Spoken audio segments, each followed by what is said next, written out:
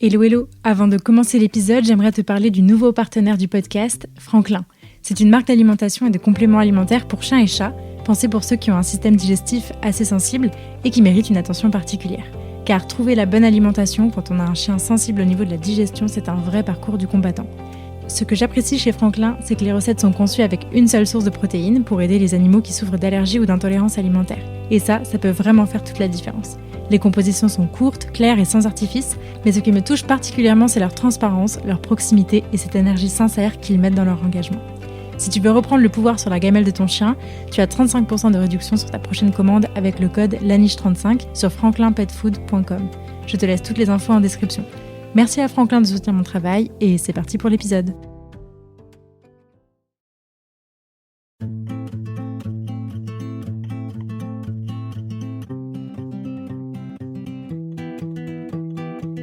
Bonjour, bon après-midi ou bonsoir à tous et bienvenue dans le podcast de La Niche Aventure. Je suis Claire et je suis ravie de vous retrouver pour un tout nouvel épisode du podcast. Dans la vie, je suis éducatrice comportementaliste canin et créatrice de contenu sur internet. Et ma mission, c'est d'aider un maximum de monde à comprendre son chien. Toutes les 2 semaines, je vous partage ici mes conversations avec des personnes passionnées autour des divers sujets du monde canin. Mes invités viennent raconter à mon micro les expériences et aventures qu'ils ont vécues avec leurs chiens, leurs réussites, leurs plus beaux moments, mais aussi leurs difficultés et les leçons qu'ils en ont tirées. Juste avant de lancer cet épisode, je vous invite, si ce n'est pas déjà fait, à vous abonner, à laisser 5 étoiles et un commentaire sympa sur l'émission dans votre appli de podcast préféré pour m'aider à faire connaître mon travail au plus grand nombre. Pour encore plus de découvertes, de conseils et d'inspiration, je vous invite aussi à vous abonner à ma newsletter en barre d'informations de cet épisode. Et sans plus attendre, je suis ravie de vous partager aujourd'hui ma conversation avec Alice Mignot. Alice est docteure en éthologie et l'auteure du podcast Dans la tête des chiens. Dans cette discussion, elle nous raconte son parcours avec Elliot et Bocuse et revient sur son sujet de prédilection, la vulgarisation scientifique.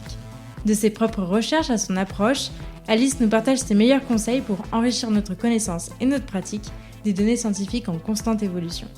Alors que vous soyez déjà humain d'un chien ou que vous vous apprêtiez à le devenir, cet épisode est pour vous. Mais je ne vous en dis pas plus et je vous invite tout de suite à rejoindre ma conversation avec Alice. Salut Alice. Salut Claire. Tu vas bien ? Ça va et toi ? Oui, ça va, merci. Je suis ravie de t'accueillir pour ce nouvel épisode. Merci de m'accueillir. On va commencer par les présentations. Qui es-tu Alice ? Je m'appelle Alice Mignot, j'ai présentement 28 ans et je suis psychologue clinicienne, docteur en éthologie et en anthropologie depuis peu. C'est tout, non, sur moi ? C'est déjà pas mal ? Ouais. Et j'ai un podcast de vulgarisation scientifique et un blog aussi de vulgarisation scientifique sur le comportement du chien. Nous allons en parler. Est-ce que tu peux nous présenter ton chien ? Oui. Actuellement, je vis avec Bocuse, qui est un berger créole, qui a 2 ans et demi et que j'ai adopté à 1 an. C'est un chien qui vient de Guadeloupe, qui a été trouvé dans la rue et que j'ai adopté plus ou moins sur un coup de tête. À l'époque, je vivais encore avec Elliot, qui n'allait pas du tout bien. Et je savais qu'il fallait que j'adopte un chien avant qu'il meure. Et je voulais absolument un staff, croisé staff, mais j'ai pas vraiment trouvé. Et un jour, j'ai accompagné ma copine Eline adopter sa créole. Et j'ai fait l'erreur, ou je sais pas si c'est une erreur ou c'est bien, mais de demander s'il y en avait un qui était OK chat pour pouvoir cohabiter avec Jean-Michel. Et du coup, elle m'a montré Bocuse, qui est un berger créole, mais qui ressemble totalement à un croisé staff. Ouais. Et gros coup de cœur sur cette petite bête. Donc c'était plus ou moins un coup de tête. C'était un peu réfléchi, mais pas trop. C'est chouette comme histoire. Ouais. Je ne la connaissais pas. Avant de reparler plus de Bocuse et de tout ça, je voulais revenir un peu sur ton expérience, toi, avec les chiens. Est-ce que tu as toujours grandi avec des chiens ou est-ce que c'est venu plus sur le tard ? Comment ça s'est fait pour toi ? Alors, moi, j'ai pas du tout grandi avec des chiens, tout simplement parce que j'habitais à Paris et que mes parents étaient très... jamais de chien en appartement. Donc, j'ai grandi avec des chats. Et ma seule expérience de petite avec des chiens, c'était pas hyper positif. Je me suis fait mordre assez jeune, parce que je suis allée embêter un chien qui dormait, alors qu'on m'avait dit 1000 fois de pas embêter le chien qui dormait. Donc voilà. Et par contre, sinon, j'étais déjà petite une folle aux chiens. J'avais tous les livres sur les races, les standards. Je connaissais les 250 races de chiens par cœur. Enfin, voilà. Et en fait, il a fallu que j'attende mes 17 ans pour que mon père craque enfin et qu'on adopte un chien. Trop bien. Donc Elliot, du coup. Ouais. Du coup, Elliot, que nous avons adopté en animalerie. Voilà, une grosse erreur, mais on a eu beaucoup, beaucoup de chance. Du coup, j'ai eu Elliot à 17 ans, sans rien y connaître en chien à ce moment-là, à part ce que j'avais lu dans des livres de très grande qualité qui étaient disponibles à ce moment-là.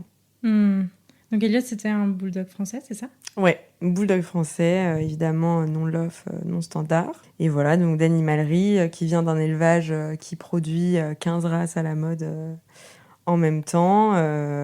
Et voilà, et on est parti pour prendre une femelle noire. On est reparti avec Elliot, qui était un mâle caille fauve, et qui était le plus chiant de la portée d'ailleurs, parce que du coup, ils étaient 3. Et Elliot, c'était le plus bruyant, celui qui courait partout. Et en fait, on a eu un gros, gros coup de cœur sur lui.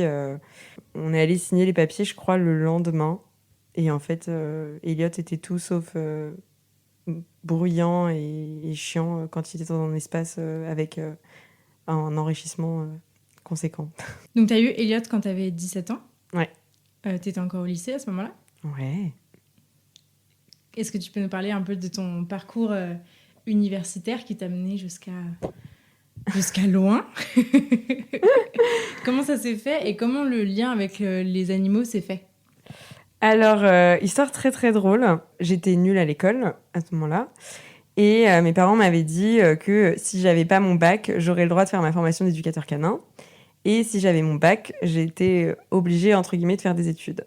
Il se trouve que j'ai eu mon bac à 10,05, donc j'étais très déçue. Et le seul endroit où j'ai été prise, du coup, c'était psycho, parce que c'est l'endroit où tout le monde va quand on n'a rien à faire.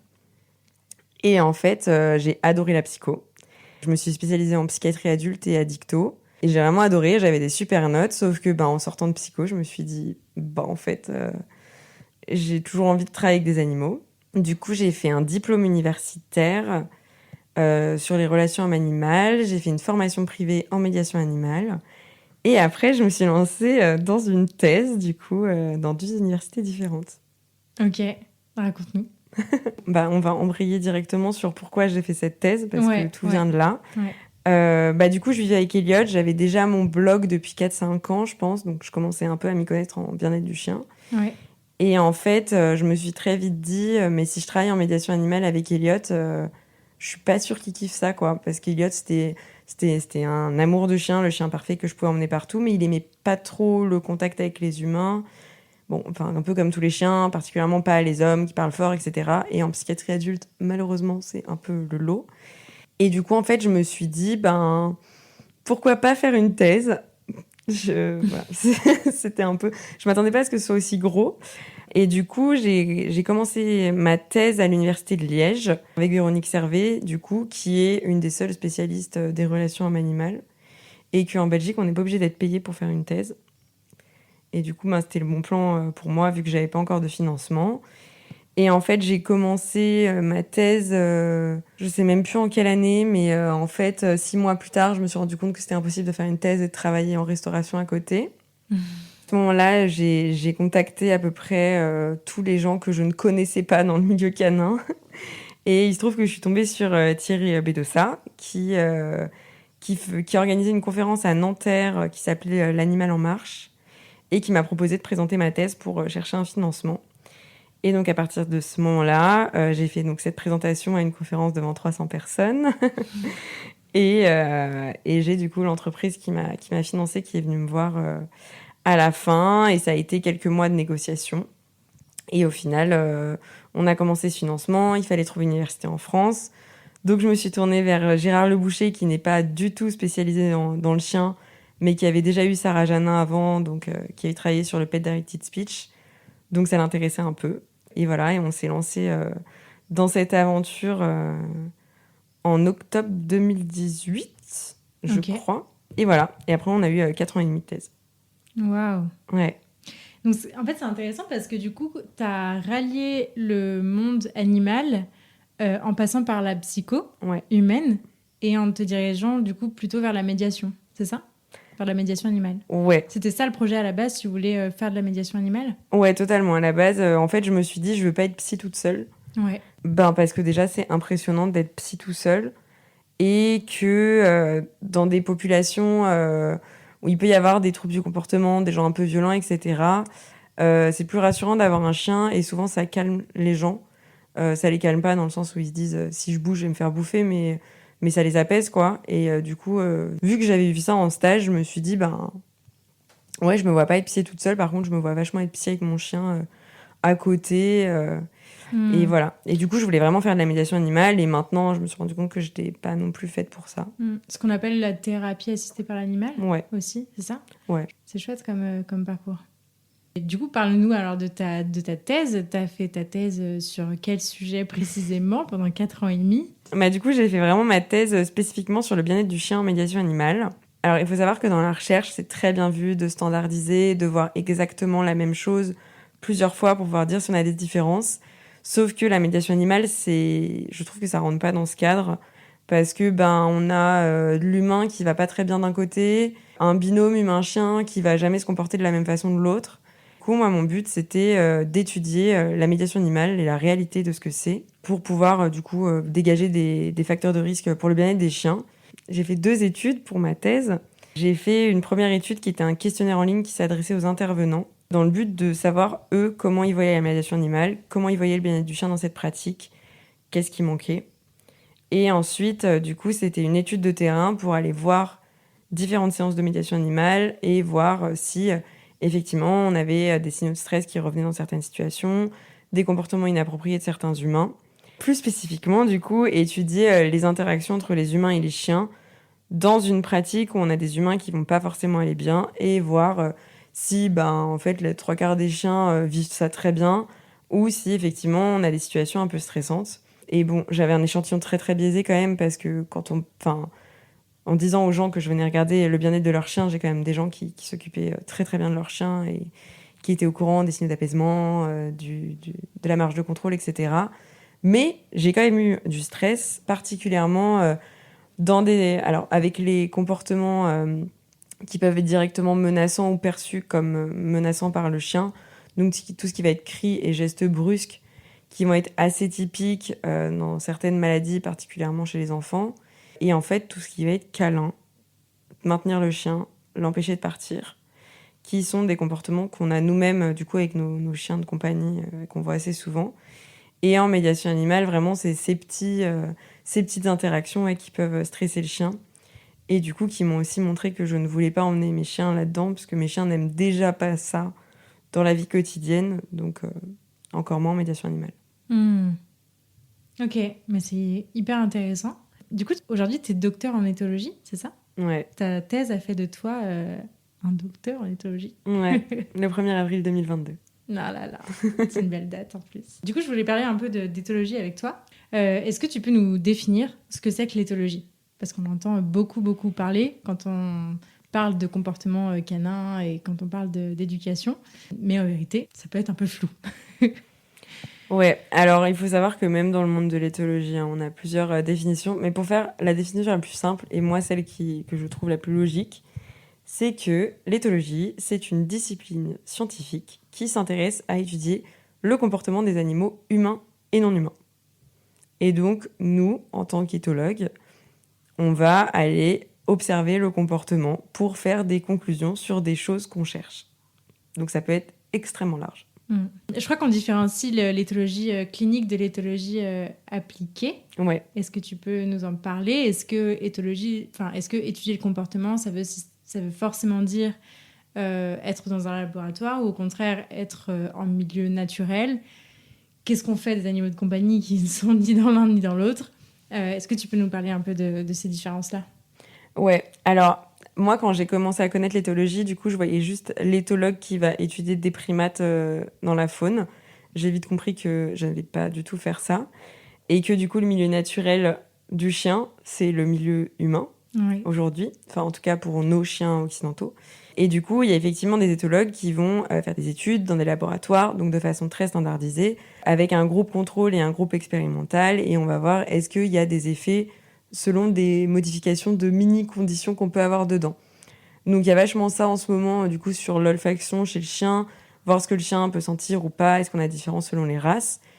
Et on a l'autre partie qui est quand même peu développée, en tout cas pour les chiens, qui va être de constater quelque chose chez les chiens et de se dire, ok, on va l'étudier, on va voir pourquoi c'est là et est-ce que c'est souvent là.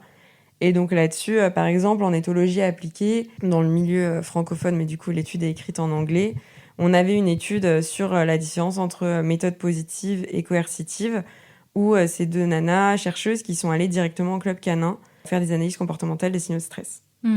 Et donc voilà, en fait, en éthologie, tu fais un peu ce que tu veux à partir du moment où tu vas quand même faire des mesures du comportement.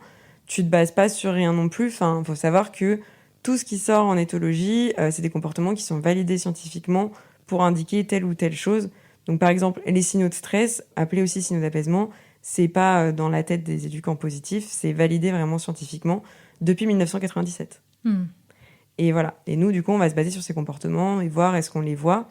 Et après, tu as tout ce qui est justement les éthologues. Là, j'étais à une conf où le type, il était allé observer du coup des hippopotames et voir comment l'hippopotame maintient l'ennemi loin. Donc, il faut savoir que c'est en remuant sa queue et en balançant son caca partout. C'est assez impressionnant. Mais voilà, eux, du coup, ils vont aller voir des comportements et essayer d'en faire des conclusions sur qu'est-ce que ça veut dire, par exemple. Et ce qui est aussi hyper intéressant, du coup, et ce dont on a besoin pour nos animaux de compagnie, parce qu'il y a encore des comportements, on ne sait pas exactement ce que ça veut dire. Enfin, je sais pas, il y a 5 ans, tout le monde pensait qu'un chien qui remue la queue, il est super content. Et aujourd'hui, on commence à se rendre compte que c'est juste une excitation physiologique qui peut être positive, mais qui peut aussi indiquer un départ assez fort sur nous ou sur un autre chien. Donc voilà, l'éthologie, c'est un peu tout ça. Et du coup, d'un côté, on a les labos, et de l'autre côté, on a ceux un peu comme moi qui vont se dire ok, j'ai vu tel comportement, ça m'intéresse, je vais aller voir sur le terrain. Ok. C'est hyper intéressant et c'est vrai que ça me tenait à cœur de parler d'éthologie sur le podcast parce que on le place souvent sans vraiment, sans vraiment le définir et comprendre ce que ça veut dire. Mais je pense que c'est vraiment hyper intéressant quand on commence à s'intéresser au comportement canin et à l'éducation canine parce qu'en fait, tout se base là-dessus et tout doit se baser là-dessus, sur tous les travaux scientifiques qui sont faits. Et tu en as fait une mission pour toi, d'arriver à faire passer cette information de par ton blog et ton podcast. Qu'est-ce qui t'a donné envie de justement faire redescendre un peu cette information parce que le monde scientifique est un peu à part de la vie civile des gens, et des gens lambda. Qu'est-ce qui t'a donné envie de faire ça? En fait, de base, j'ai commencé mon blog parce que quand j'ai adopté Elliot, on m'a donné 6500 conseils sur Internet, tous plus pourris les uns que les autres. Et je me suis dit, il faut un endroit où je vais moi-même regrouper tout ce qui m'intéresse. Et donc, à la base, c'était un blog plutôt pour moi, qui est devenu un blog qui marche. Mais mon but, c'était vraiment de réunir ça. Et en fait, en commençant à m'intéresser au comportement canin, je suis tombée sur le blog de Charlotte Duranton, qu'elle n'a plus, c'était Ethodog. Et en fait, dans Ethodog, elle faisait de la vulgarisation scientifique. Et entre autres, elle parlait vachement de la hiérarchie, qui n'existe pas en interspécifique ni en intra. Et du coup, j'ai trouvé ça super intéressant. Et vu que j'ai fait un master clinique recherche, je commençais à lire des études scientifiques à ce moment-là. Et en fait, je me suis rendu compte à quel point c'est inaccessible de lire une étude scientifique quand tu n'es pas dans le domaine. Déjà parce que tout est en anglais. Et aussi parce que les scientifiques ont tendance à employer un langage très spécifique à la science qui n'est pas accessible à tout le monde et qui est plutôt vraiment chiant à lire, en fait. Et du coup, dans ce podcast, moi, ce que je voulais vraiment, c'était de me dire, ok, en 15-20 minutes, je vais transmettre ce que moi, j'ai mis 15 heures à lire et d'une façon où ça va être accessible même aux gens qui n'ont pas spécialement fait d'études ou qui parlent pas anglais ou qui n'ont pas envie de lire une étude. Mon autre motivation, c'était que sous couvert d'utiliser le mot éthologie, il y a beaucoup d'éducs canins qui ne sont pas du tout éthologues, qui commencent à mettre éducation canine éthologique sur des méthodes totalement coercitives, qui utilisent des colliers étrangleurs, qui utilisent de la punition positive, alors qu'en éthologie, ça a été prouvé que ça ne marche pas comme ça. Et du coup, je voulais un peu remettre les points sur les i Et les barres sur les T. Et les barres sur les T. Et l'église au milieu du village, c'est très important. Et justement, recadrer un peu ça, parce qu'en fait, on se rend compte, mettre le mot éthologie influe beaucoup les gens. C'est comme veto, en fait. Et du coup, les gens vont avoir tendance à croire ce qu'on leur dit si on met le mot éthologique derrière. Donc, je voulais vraiment revenir sur, l'éthologie, c'est ça. Dans les études, on a ça. Et on n'a en aucun cas de la punition positive, de la dominance, de l'alpha-rôle, etc. Un chien, ça fonctionne pas du tout comme ça, quoi. Ok. Du coup, je voudrais revenir un peu avec toi sur ce qu'est une étude scientifique. Ouais. Parce que je pense que là aussi, il y a beaucoup de méconnaissances véritables sur ce qu'est une étude scientifique et à quel point c'est complexe à lire et à trouver. Est-ce que tu peux revenir un peu là-dessus ? Ouais, alors du coup, une étude scientifique, soit on va partir d'une hypothèse et on va chercher à la valider, soit on va partir de rien et notre but, ça va être de faire une hypothèse. Quoi qu'il se passe, quand on est un bon chercheur, on passe très longtemps la tête plongée dans des articles scientifiques, voir ce que les autres gens ont fait avant nous, dans notre domaine, mais aussi d'une façon extrêmement large, pour savoir en fait vers où aller et vers où ne pas aller. Donc typiquement, un chercheur qui va dire moi j'ai jamais rien trouvé là-dessus, on va éviter d'utiliser sa méthode 50 fois parce qu'on sait déjà que ça marche pas. Après ça, du coup, on va avoir un plan de recherche. Donc, on va voir comment est-ce qu'on va récolter des données qui vont répondre à notre question ou nous permettre de formuler une question. On va aller sur le terrain. Donc là, on va aller récolter des données. Ensuite, on va analyser ces données. On va avoir donc des résultats. Et à la fin, le but, le goal ultime un peu de la recherche, c'est quand même de publier sous forme d'article scientifique. Et donc, c'est pour ça que quand vous trouvez un article scientifique, en fait, c'est très logique. Il y a l'introduction, donc qui va être tout le contexte de la recherche, donc notre bibliographie, la méthode, donc notre plan de recherche, les résultats de façon brute, donc notre analyse de données, et la discussion qui va être du coup la mise en lien avec ce qu'on a trouvé et pourquoi c'est pertinent par rapport à ce qui existait déjà. Ok. Et du coup, lire une étude, c'est pas donné à tout le monde. Moi, j'adore ça, mais je sais que la plupart des gens trouvent ça absolument horrible. Et je conseille souvent aux gens de ne pas lire d'études scientifiques sans avoir dans la tête que une étude, par exemple, de 1995 peut ne pas être valide à l'heure actuelle, par exemple, comme l'étude sur les loups captifs où on parlait d'hiérarchie et hiérarchie qui peut s'exporter aux chiens, etc. Il faut toujours lire une étude et voir au jour d'aujourd'hui qu'est-ce qu'on a, qu'est-ce qui a été dit sur ce sujet. Et en fait, la science, ça peut bouger. Alors, désolée pour les coercitifs, mais ça bouge dans le sens d'une méthode d'éducation bienveillante pour respecter le bien-être du chien, mais aussi pour avoir un chien obéissant. Mais voilà, il faut se dire que la recherche, ça bouge et que, effectivement, on a des articles qui datent encore de 2010 qui ont parlé d'un chien dominant. Mais par exemple, c'est pas pour ça qu'en 2022, on utilisera aussi ce terme. Ouais, ok. Oui, tu as soulevé un point important, c'est à quel point il est primordial de toujours remettre l'étude dans son contexte, dans l'année où elle a été publiée, et ce qui l'entourait à ce moment-là. Ouais. Mais c'est aussi important de voir qui a écrit l'article, Ouais. parce que même dans le milieu scientifique, il y a plusieurs écoles, et il faut voir ce qui motive les gens à écrire des recherches. Typiquement, là, j'avais été critiquée par un mec qui m'avait cité une étude en me disant « Ah oui, mais cette étude, elle parle de dominance, etc. » Mais alors, désolée pour les doctorants, hein, je suis passée par là aussi. C'était une étude d'un thésard qui est sorti du milieu de la recherche. Donc, en fait, c'était lui les mots qu'il a employés pendant sa recherche. Ce serait pas forcément été un grand chercheur qui aurait publié ça, quoi. Et c'est pour ça qu'il faut aussi regarder qu'est-ce qui motive les chercheurs. Typiquement, dans le milieu de la croquette, regardez qui finance les recherches qui sortent. Parce que quand tout le monde dit que la croquette c'est horrible et que c'est une entreprise de barf qui l'a financée, ça pose question.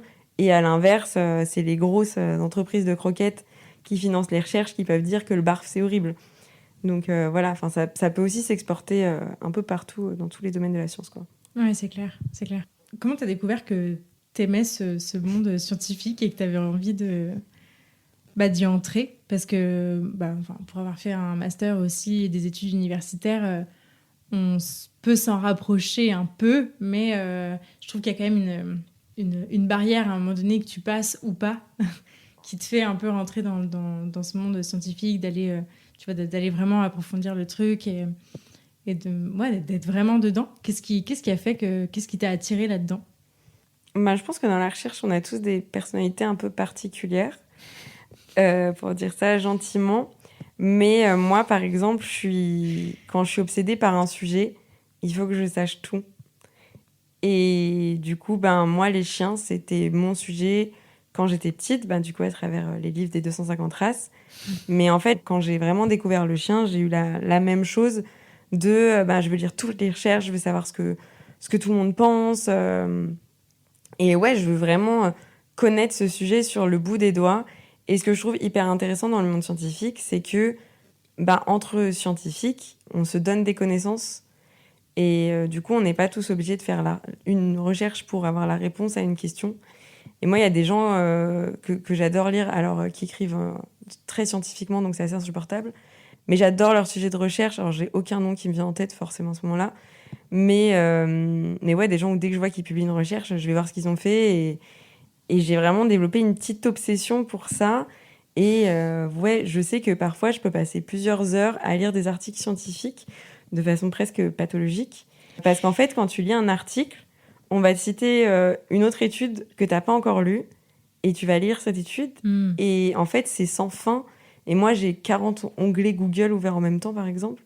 Et j'adore ça. Et c'est vrai que bah, en psycho, j'avais déjà bien aimé faire un mémoire, justement la démarche de lire beaucoup, de faire un plan d'expérimentation et d'avoir des données, en fait, parce que en soi, tout le monde peut faire une recherche scientifique. Pour moi, c'est juste une question de motivation. Et je comprends que tout le monde n'ait pas cette motivation. Oui, c'est vrai que dans le mémoire, il y a un peu cet aspect-là que j'avais bien aimé aussi. Bah ouais, en vrai, c'est trop cool. Chouette. Après, voilà, s'il y a des gens qui veulent se lancer en thèse, moi, on m'a donné des conseils au début que j'ai jamais écoutés. On m'a toujours dit, ça va être long, tu vas avoir des moments horribles, parce qu'en fait, c'est très solitaire hein, quand même de faire de la recherche, t'es dans ton sujet, quoi. Et en fait, les gens autour de toi comprennent pas pourquoi tu passes 15 heures derrière un ordinateur pour trouver un truc. Ouais. Et moi, tout le monde m'avait dit, tu vas voir, il y a vraiment des hauts et des bas, et il y a des périodes de vide. Et en fait, je pense que c'est vraiment ça, la recherche, c'est que tu as des périodes de motivation où moi, je vais faire du 8h, 23h pendant 3 semaines. Et après, j'ai un neurone qui tourne, et je pense que tous les chercheurs sont un peu comme ça, et on est très stimulés par le fait bah, de lire beaucoup et de toujours en apprendre plus en essayant de tout savoir, bon, ce qui est totalement impossible, hein, personne n'a la science infuse. Et surtout pas moi. Mais voilà, c'est pour ça, quand il y a des gens qui disent oui, mais c'est une étude scientifique qui a dit ça, moi ça fait 40 ans que j'ai des chiens et la hiérarchie ça existe. Franchement, ça m'énerve parce que je me dis, le chercheur qui a fait la recherche, il a mis tellement d'énergie là-dedans que c'est injuste pour lui qu'un mec lambda qui a certes une expérience de terrain, mais c'est son expérience personnelle en fait. Et avec son interprétation c'est et ça. Ce qu'il y met. Et nous, dans la recherche, justement, ce qu'on essaye de faire, c'est de transmettre des données qui sont généralisables à tout le monde, quoi. Et c'est pas, oui, ben moi, Jean-Michel, mon chat, adore boire dans la douche.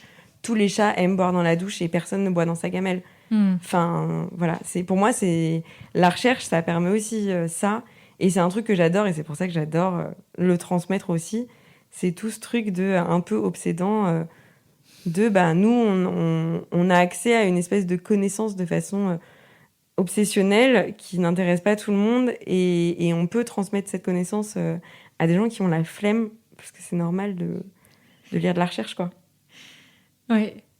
Mais il y a un truc que je trouve cool aussi là-dedans, c'est que ça t'oblige souvent à faire un pas de côté parce qu'il faut justement tout lire, il faut aller chercher de l'info et tu peux pas te focaliser que sur un courant de pensée. Tu es obligé de voir large et vraiment de balayer tout ce qu'il y a autour pour aller faire tes recherches et en déduire ton propre avis, en tout cas ce qui ressort de tout ça. Et c'est ça que je trouve hyper intéressant aussi, parce que je pense que ça te met aussi cette posture dans la vie générale de faire ce pas de côté pour chercher. Tu vois ce que je veux dire ? Et pas de prendre un truc tout cuit qui tombe. Ah mais totalement. Hein. Et moi, je me rappelle l'histoire des signaux d'apaisement donc, qui ont été validés en 2017, pour certains signaux d'apaisement, en tout cas en interspécifique. Moi, ça m'avait mis une énorme gifle de découvrir justement les signaux de stress, à quoi ça sert, etc. Parce qu'en fait, j'avais jamais pris le temps. Et là, depuis que j'ai Bocuse, donc j'ai un chien qui communique très très bien avec les chiens, mais pas très fort avec les humains, ça m'a bouleversé ma lecture du comportement entre chiens. Et du coup, ça m'a amené à beaucoup, beaucoup lire sur justement la communication intraspécifique. Et ouais, toujours en apprendre plus. Et c'est vraiment ce truc de, ok, il y a ce que je vois dans ma vraie vie, et il y a ce qui va être généralisable. Et ça, c'est hyper intéressant et ça te permet de voir aussi ta propre vie d'une autre façon. Et moi, franchement, je suis très contente d'être passionnée de chien et d'avoir un chien et d'être dans la recherche parce que du coup, j'ai l'impression d'en apprendre tous les jours. Et même si la recherche sur le comportement canin me manque encore grandement, moi, ça m'a vraiment appris à comprendre mon chien et à comprendre les chiens et les interactions, par exemple, ce qu'il peut y avoir dehors. Enfin, je pense que si j'avais pas fait ces études-là, j'aurais pas pu protéger Bocuse de plein de situations comme j'ai pu le faire. Et plein de situations, dans lesquelles j'avais laissé Elliot avant et où j'ai appris qu'on ne met jamais un chien en immersion, par exemple. mais voilà. Du coup, ça me fait embrayer sur tes 4 ans et demi de thèse que tu viens de passer et de terminer. Est-ce que tu peux rappeler peut-être qu'est-ce que c'est une thèse, comment on se lance là-dedans, de quoi on vit quand on est en train de faire sa thèse, en train de l'écrire, et qu'est-ce qu'on devient après sa thèse? Alcoolique et dépressif. Voilà, le devenir va être assez drôle. Mais non, du coup, je vais parler de mon expérience personnelle parce que j'ai pris quand même un chemin qui est assez spécifique. Donc, il faut savoir qu'en gros, dans une thèse, tu peux être soit financé publiquement, soit de façon privée. Moi, j'ai eu la chance d'avoir accès au privé.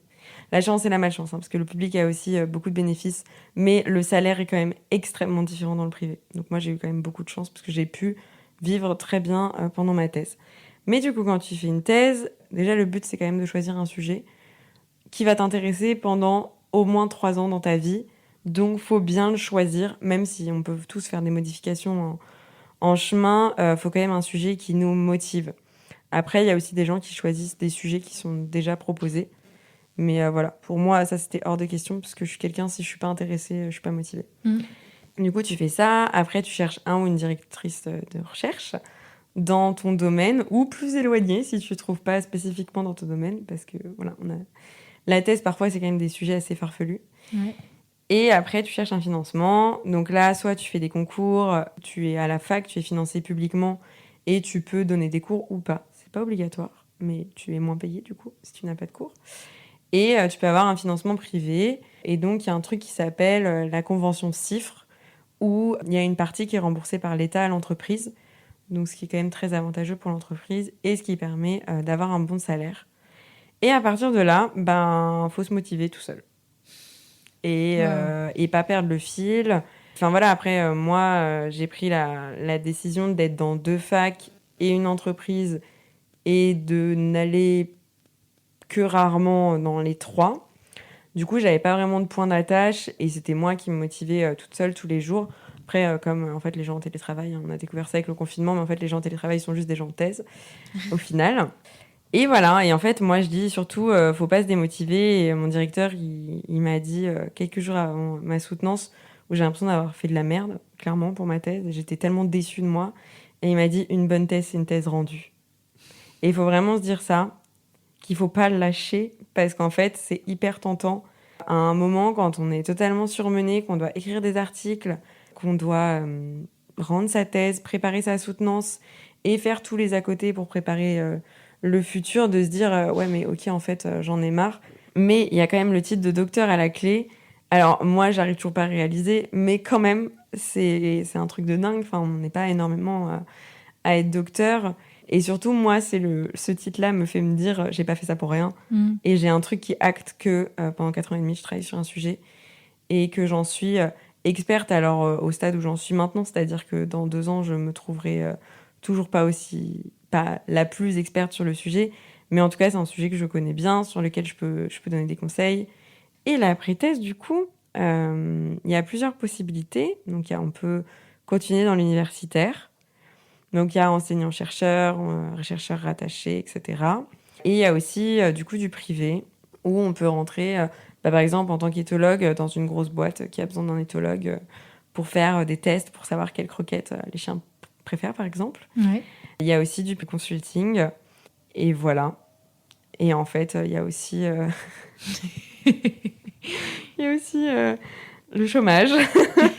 En attendant. Non, mais en vrai, franchement, pour moi, c'est comme quand tu sors de bac plus 5 et tu te dis, ah, je vais trouver un travail direct et tout. Moi, en psycho, je peux le dire aux futurs psychologues, vous allez galérer à trouver un travail. Pas parce qu'on a on a bac plus 5 ou bac plus 8 que la vie est facile. Et je trouve encore plus quand on est sur des sujets un peu farfelus comme le chien, où, pour le coup, la profession de comportementaliste n'est toujours pas reconnue. Et du canin non plus. Et du coup, nous, docteurs en éthologie spécialisés dans le chien, le milieu universitaire, ils sont un peu en mode ouais, on va vous mettre dans le bâtiment de psycho, neuropsy, voilà, parce qu'on n'a pas encore notre place. Mais voilà, vous découragerez pas à faire une thèse si vous avez commencé à aller jusqu'au bout. C'est ce que j'ai à dire. Non, mais c'est intéressant. C'est vrai que tu soulèves un point qui est intéressant, c'est le fait que le monde du chien n'a pas encore une place très significative dans le monde universitaire, Ouais. aujourd'hui en France en tout cas, et ce qui n'est pas le cas partout ailleurs. Il y a des pays où on peut vraiment faire un gros cursus universitaire dans le monde canin et dans le comportement canin.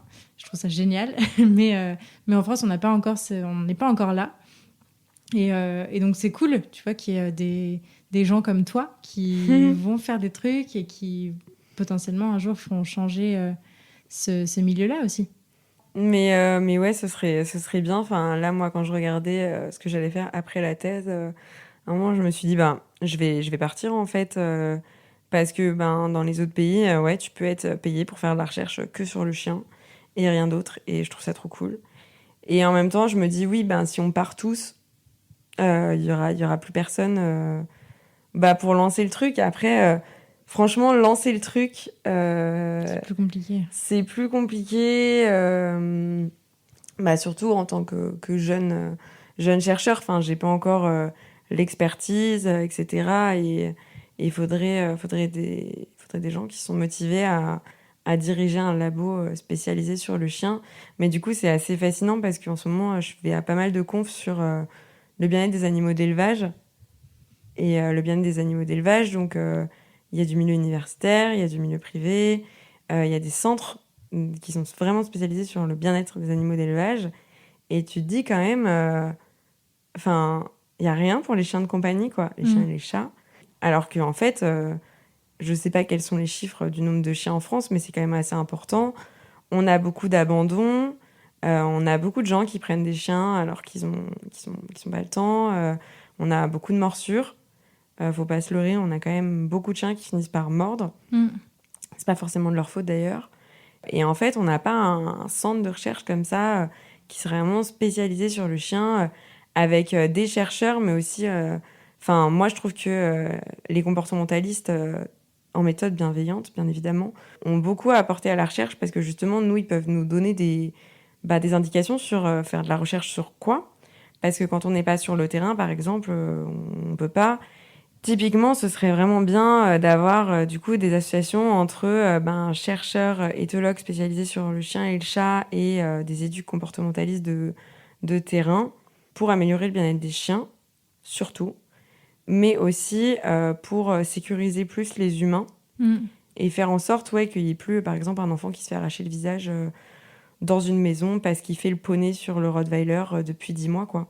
Pour moi, ça, on aurait besoin d'un appui scientifique pour qu'au niveau du gouvernement aussi, ça fasse bouger les choses, quoi, comme les animaux d'élevage. Ouais. Suivre un peu cette même piste.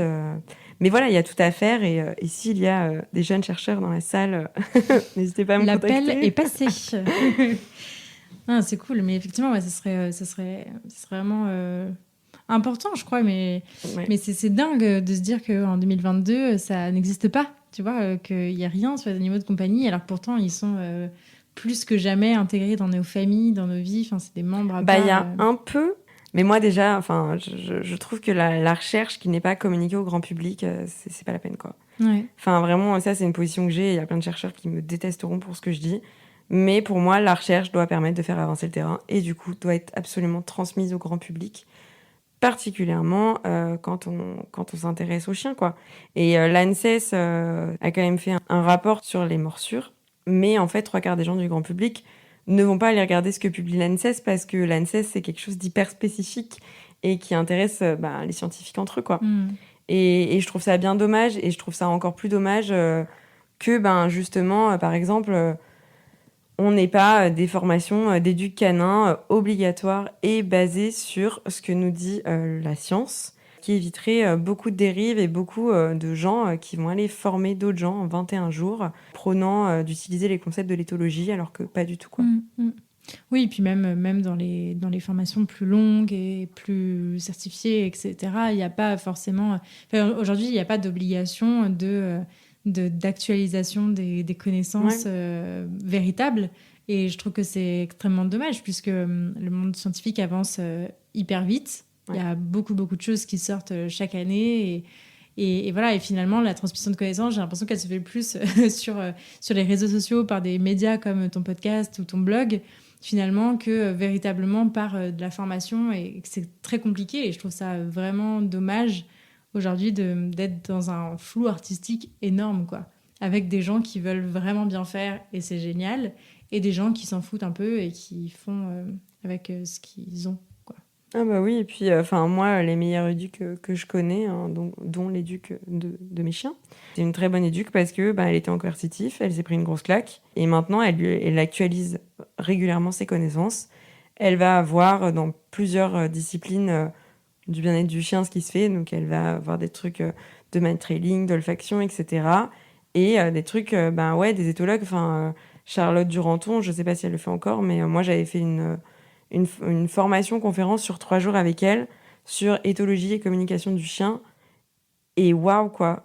Pour moi, n'importe quel éduc devrait suivre cette formation. Ouais. Parce qu'en fait, pendant 3 jours, on a bouffé du scientifique sur le chien, sur des études que même moi, j'avais jamais eu envie d'aller lire parce que c'était trop complexe. Et Charlotte, elle est géniale parce qu'elle te vulgarise ça et elle te le fait rentrer dans le crâne. Et pour moi, tout le monde devrait faire ça, quoi. Et tout le monde devrait actualiser ses connaissances. Mais comme les psys, hein. On a le même problème dans le monde de la psycho, hein, avec des gens qui pensent encore des théories qui ont été réfutées et des choses qui ne marchent pas, en fait, parce que humains comme chiens, nous fonctionnons exactement pareil sur tout ce qui est renforcement positif, gestion de l'environnement, etc. Ouais, c'est passionnant. Tu as plein de trucs à couper. Non, c'est trop bien. Non, ça va, je parle pas trop. Non, franchement, c'est top. On reparle un peu de ton podcast ? On peut. Du coup, qu'est-ce qu'on trouve sur ton podcast ? Alors... Qu'il faut aller écouter, d'ailleurs. Sur mon podcast, on trouve essentiellement des épisodes de vulgarisation scientifique. Parfois, je me permets quelques petites dérives sur mon expérience personnelle, mais je me permets jamais de commentaires qui n'auraient pas pu être validés scientifiquement parce que je sais que je vais me faire taper sur les doigts, et je vais m'auto-taper sur les doigts d'ailleurs. Mais en gros, sur mon podcast, on va trouver des épisodes sur un thème dans lequel je vais introduire des résultats d'études. Alors parfois, je complexifie un peu le truc et je donne des chiffres, etc. et des références. Et là, j'essaie de faire un peu plus light. Je mets pas les références directement, je les mets à la fin, comme ça, ceux qui sont intéressés vont les lire.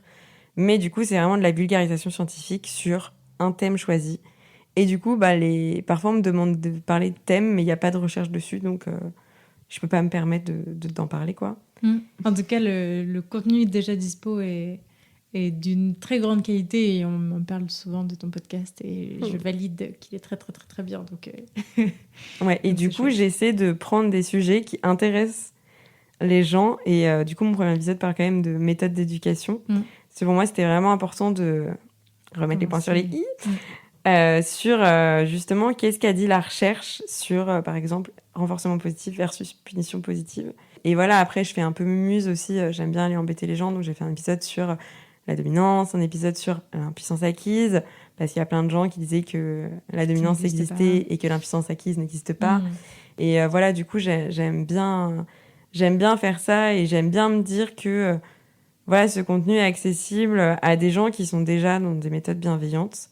Mais j'ai aussi des gens qui n'utilisent pas forcément des méthodes bienveillantes et qui se prennent une petite claque scientifique et qui vont potentiellement changer leur regard sur leur chien, leur façon de l'éduquer, leur façon de le considérer aussi. Et voilà. C'est très chouette. Merci. C'est quoi la suite pour toi en tant que docteur en éthologie? T'aimerais aller vers quoi? Moi, j'aimerais faire plein de choses. J'aimerais faire tout en même temps. J'aimerais bien faire un post-doctorat parce que j'aimerais bien finir ma recherche, vu que j'ai pas pu la finir à cause du Covid. Et j'aimerais bien vraiment me spécialiser dans les interactions humain-chien, les interactions tactiles, voir ce que les chiens aiment bien et ce que les chiens n'aiment pas. Parce que pour moi, c'est un grand sujet dans ma vie de tous les jours, de voir des chiens qui se font tripoter alors qu'ils aiment pas ça. Et en même temps, je vois bien que moi, mon propre chien, quand je lui fais des gros câlins, il est en kiff, quoi. Donc, c'est de voir, est-ce qu'il y a un truc de connu, inconnu. Bon, évidemment, il y a une part d'individualité, hein. Il y a des chiens qui vont adorer se faire tripoter par tout le monde. Donc voilà, j'aimerais bien faire ça. Pardon, je te coupe. Il y a un truc hyper intéressant, c'est que tu nous as dit au début de cet épisode que ton premier rapport avec des chiens, c'était une morsure. Ouais. Et en fait, j'ai l'impression que c'est vraiment ce qui conduit tout ton cheminement. Parce que ça touche aux interactions, ça touche au tactile, ça touche à la communication. Ouais. Je trouve ça hyper intéressant. Mais totalement. En plus, t'as travaillé là-dessus? Moi, le truc, entre guillemets, drôle, du coup, la grande histoire de quand je me suis fait mordre, qu'avec mon père, on était allé garder la maison de leurs amis, qui avait plein d'animaux qui avaient été maltraités avant. Donc, il y avait des animaux de ferme, mais il y avait aussi une chienne qui avait mis bas chez eux, une chienne qui avait été maltraitée. Et alors, moi, j'ai toujours vécu dans l'éducation du t'emmerdes pas les animaux, et si tu les emmerdes, t'auras les conséquences qui existent, quoi. Donc, évidemment, mes parents me laissaient pas me jeter sur les chiens en attendant que je me fasse mordre. Mais là, il se trouve que cette chienne dormait et que mon père m'avait dit 2500 fois, quand la chienne dort ou mange, tu ne l'approches pas, tu ne la regardes pas, tu ne la calcules pas. Il faut savoir que c'était pas une chienne réactive du tout, juste elle était flippée, quoi, mais elle réagissait pas par l'agressivité. Et évidemment, mini-moi un peu gogol, elle dormait, j'ai voulu m'allonger sur elle. Et je l'ai surprise et elle m'a niaqué. J'ai eu la chance qu'elle m'ait que niaqué, mais elle m'a niaqué sur le nez. Du coup, je suis allée voir mon papa en me disant et mon père m'a dit, il s'est passé quoi? Donc j'ai essayé de mentir, évidemment. J'ai dû dire la vérité. Et mon père m'a dit, ouais. Mais en fait, non. Enfin, elle t'a juste dit que c'était trop, quoi. Et pour moi, ce truc de respecter le chien comme un autre animal, d'ailleurs, respecter tous les êtres vivants, c'est pour ça aussi que je suis végétarienne depuis un siècle, mais le truc de... on doit le respect aux chiens qui nous donnent, et je pense que les chiens donnent tellement. Enfin, franchement, quand je vois ce que les gens font subir à leurs chiens parfois, mais je me dis, mais dites-nous, mais il est tellement sympa. Moi, Boki, ça fait un siècle qu'il m'aurait niaqué, quoi. Pour rien, quoi. Et il aurait eu bien raison. Et du coup, ouais, vraiment, ce truc d'interagir avec le chien et de pas leur imposer une interaction, c'est vraiment un truc qui me hante. Et voilà, et je trouve que ça expose à des situations de dangerosité assez énormes. Et on en voit encore des gens dans la rue qui vont tirer leur chien pour qu'il aille dire bonjour à un enfant, alors que le chien n'a pas du tout envie. Le chien envoie 3000 signaux d'apaisement, mais les chiens sont trop sympas. Et du coup, moi, j'ai un peu envie de dire oui, mais enfin, les chiens sont trop sympas et le jour où ils mordent, on les euthanasie, quoi. Et pour moi, tout passe par des interactions non contraintes. Ouais, pour moi, c'est important de comprendre ce que les chiens aiment et ce qu'ils n'aiment pas, et de respecter ça, quoi. Et du coup, ouais, j'aimerais bien faire des recherches là-dessus. J'aimerais bien aussi continuer dans ce truc de vulgarisation scientifique, mais de façon un peu plus rentable pour moi, parce que c'est bien beau la vulgarisation scientifique, mais ça ne rapporte pas d'argent. Ouais, mais moi, par exemple, ça m'intéresserait vachement de participer à des formations d'éduc, donc ça que je le fais un tout petit peu, parce que je me sens pas encore très légitime, mais aussi, de faire des formations de particuliers où...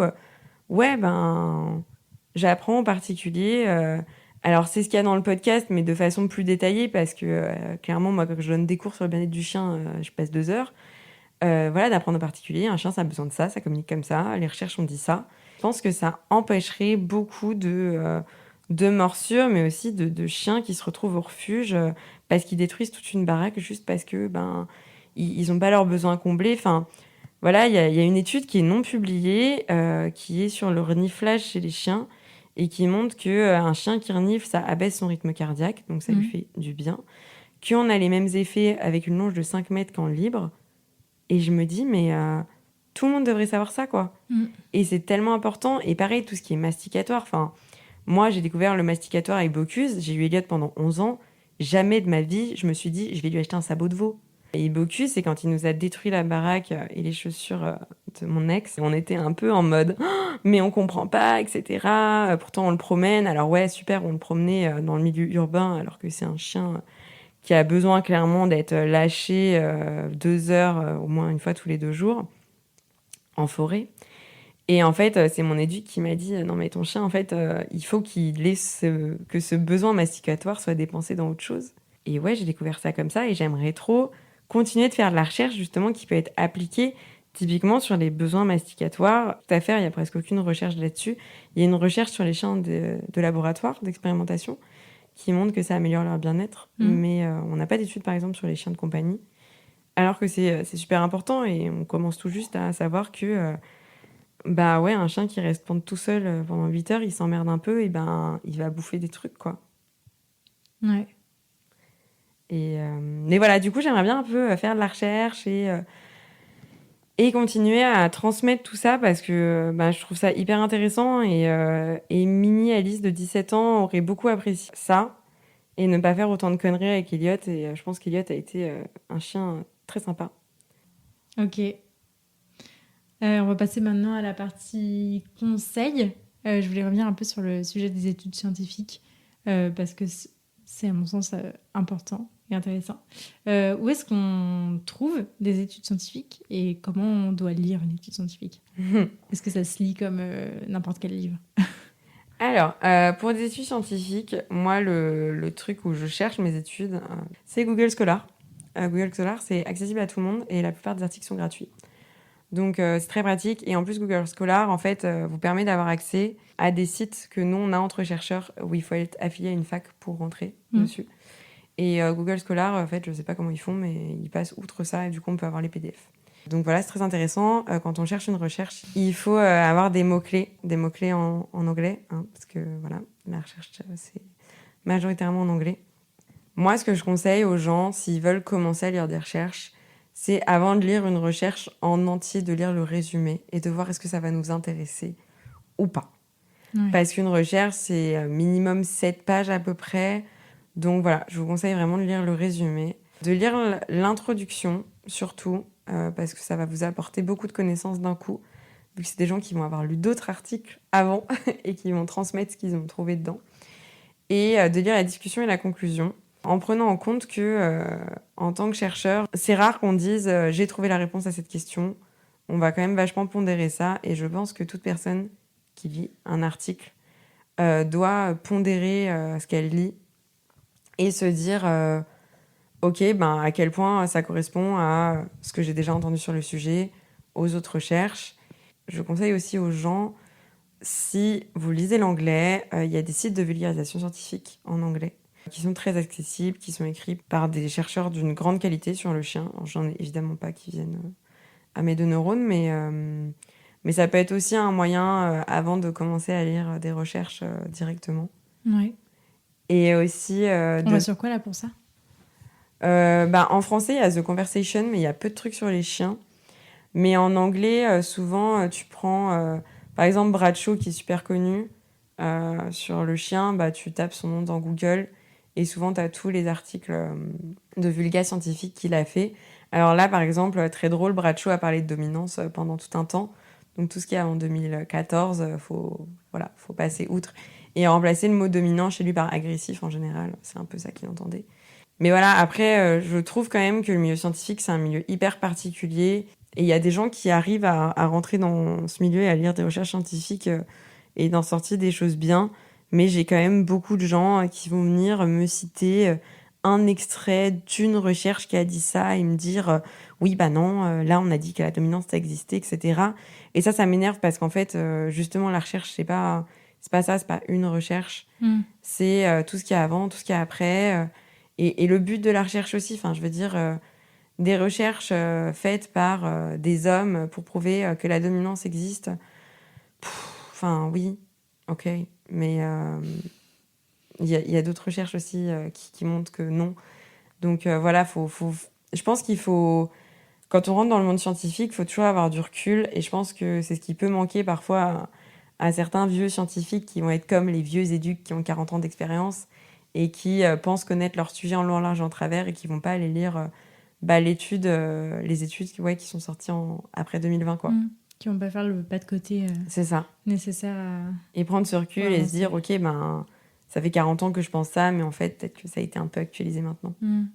Ce qui est aussi dur et entendable, que c'est pas évident non plus de se dire, waouh, je viens de passer 30 ou 40 ans à faire ça. Ah oui, non, mais totalement. Après, comme je dis souvent, il y a que les cons qui changent pas d'avis. Par exemple, quand on voit certains éducs qui sont capables de dire que la friandise, ça sert à rien et que les signaux d'apaisement, ça n'existe pas, moi, je trouve ça assez choquant chez des gens qui forment d'autres gens, qui ont 10 clients par jour, qui sont hyper médiatisés, qui peuvent faire des conférences devant 300 personnes avec un chien réactif en plein milieu. Moi, je trouve ça hallucinant que ces gens ne se disent pas une seconde. Peut-être que s'il y a des gens qui disent que la dominance inter, c'est pas ça en fait. La dominance intra non plus, c'est pas ça. Que les chiens communiquent leur stress par le comportement. Que ces gens-là se disent pas ah bah ouais, peut-être que j'avais tort. Et je pense que on a tous fait ce pas de côté. Enfin, il y a quand même peu de gens qui sont nés en positif et qui se sont dit, qui de A à Z ont fait bien avec leur chien, quoi. On a tous fait des conneries et franchement, on continue tous d'en faire. Et voilà, pour moi, ce qui est important, c'est la remise en question, particulièrement quand tu t'adresses à plein de gens. Ouais. Nous sommes toutes les deux bien placées pour le savoir. Nous sommes toutes les deux très bien placées. Mais tu vois, par exemple, moi, je trouve ça hallucinant. Il y a plein de pays où les colliers étrangleurs, torquatus électriques, semi-étrangleurs sont interdits, mais pas nous, quoi. Et il y a encore des éduques qui vont dire « Venez au premier cours avec un collier étrangleur sur votre chiot de 3 mois. » Et ouais, pour moi, ça, c'est pas possible, quoi. Et c'est vraiment des gens qui devraient se former ou se reformer. Et je sais que c'est difficile parce que c'est difficile de se remettre en question. Enfin, c'est comme l'éduc chez les enfants. Oui, la fessée, c'est pas bien. et on s'en rend compte maintenant. Je pense que c'est difficile pour des parents qui ont mis des fessées à leurs gamins de se dire j'ai violenté physiquement mon enfant. Alors, ok, c'est pas l'enfermer dans une cave et le rouer de coups, mais c'est comme le chien. Les gens qui me disent mettre un petit coup de pied à son chien, c'est pas grave. Dans ces cas-là, il a le droit de nous mordre, en fait. Enfin, voilà, si chacun on communique par la violence, on n'est pas sorti, quoi. Mais voilà, je divague beaucoup, là. Non, mais non. Parce que c'est des sujets qui me hantent. Ouais. Qu'est-ce que ça a changé à ta vie d'avoir un chien, enfin à toi? Qu'est-ce qui t'apporte au quotidien? Je pense que c'est cliché, mais ça a tout changé dans ma vie.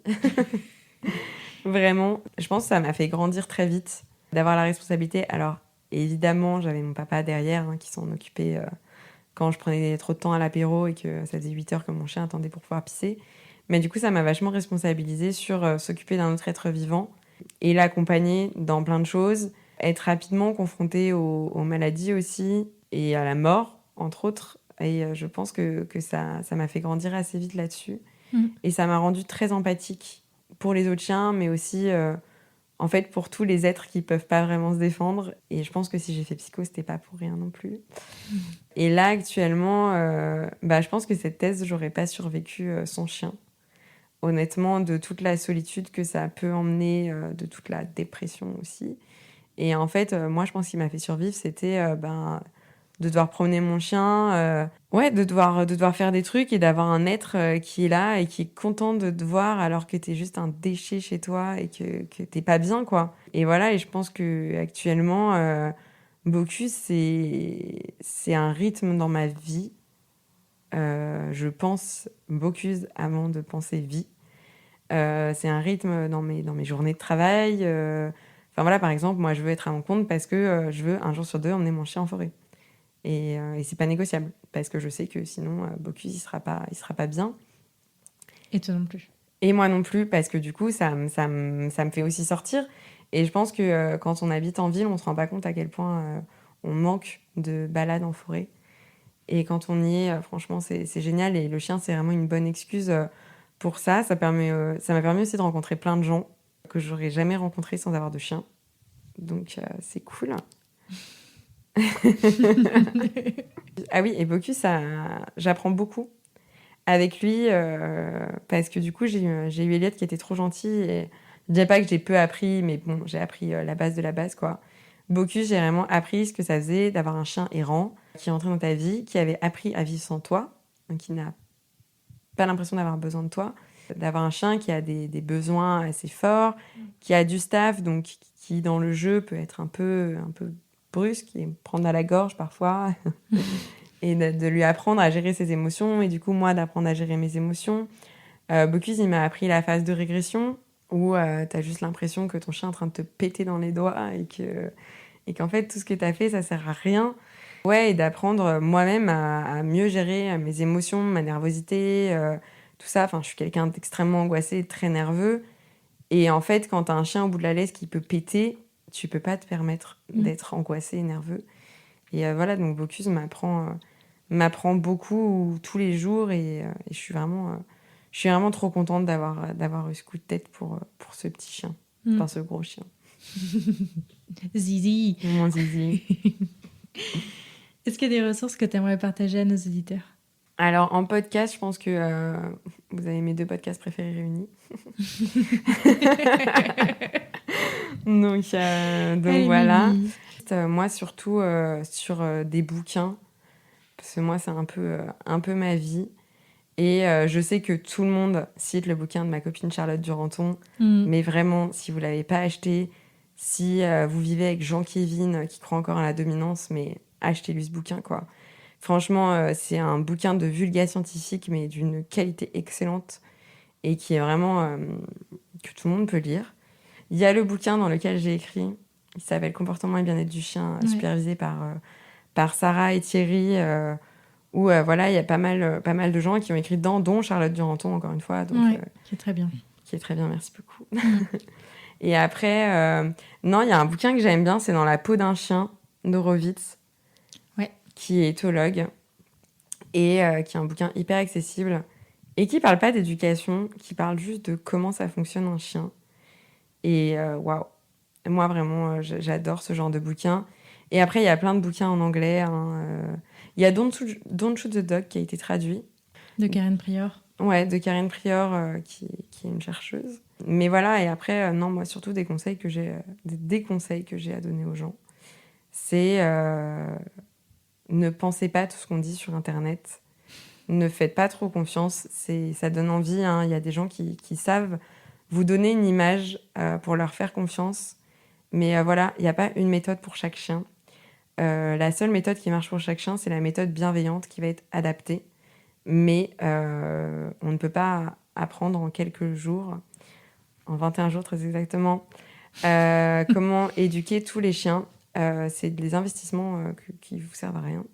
Franchement, avant de croire tout ce qu'on vous dit sur Internet, faites-vous accompagner par un éduc en vraie méthode bienveillante, pas les tradis bonbons, etc. Et vraiment quelqu'un qui va vous dire « Ok, ben, ton chien, il a besoin de ça, il fonctionne comme ça, regarde comment il se comporte là, ça veut dire ça, ça veut dire ça. Et là, il va falloir que tu t'adaptes, etc. » Et pas quelqu'un qui va venir dresser votre chien ou le dresser à votre place même. Où est-ce qu'on redirige les auditeurs qui souhaiteraient suivre ton travail ? Alors, vous pouvez aller lire mes recherches, ça vous passionne la médiation animale et le bien-être du chien. Enfin voilà, c'est des recherches, je pense, qui sont accessibles gratuitement. Ma thèse, un jour aussi, va sortir quelque part. On attend. Et voilà, sinon, mon podcast Dans la tête des chiens, mon blog comportementcanin.blog, puisque je ne changerai jamais le nom, parce que je l'ai payé, donc je garde. J'ai laissé quelques articles que j'avais écrits il y a longtemps, donc c'est un peu plus complet. Et en vrai, ma page Facebook, si vous êtes encore sur Facebook, et mon groupe lié au podcast, mais je pense que Facebook est en train de décéder. Et mon Instagram, je le prends un peu moins au sérieux. Voilà, vous allez principalement avoir des photos de Bocuse et Marie-France en train de se faire des bisous. Marie-France n'est pas un humain, c'est un chat. Et des mèmes un peu débiles où j'essaie de reprendre des concepts intelligents de façon un peu Google, parce que je pense qu'il faut un peu se détendre dans le milieu de l'éducation aussi. Et voilà. Parfait. Merci beaucoup, Alice. Merci, Claire. C'était bien intéressant. Et puis, à bientôt pour de nouvelles aventures. Bah ouais, une prochaine balade. Allez, salut, merci beaucoup. Salut. Merci beaucoup de vous être rejoint à ma conversation avec Alice et de l'avoir écoutée jusqu'au bout. J'espère que ce nouvel épisode vous a plu et si c'est le cas, je vous invite à en parler autour de vous et à le partager sur les réseaux sociaux en nous taguant @danslatetedeschiens.podcast et @lanicheaventure. Pour enrichir votre écoute, ne rien rater des prochaines sorties et pourquoi pas vous faire accompagner dans l'éducation de votre chien, n'hésitez pas à visiter mon site, à vous abonner à la newsletter et à me rejoindre sur les réseaux sociaux. D'ici là, prenez soin d'eux, prenez soin de vous et je vous dis à la prochaine!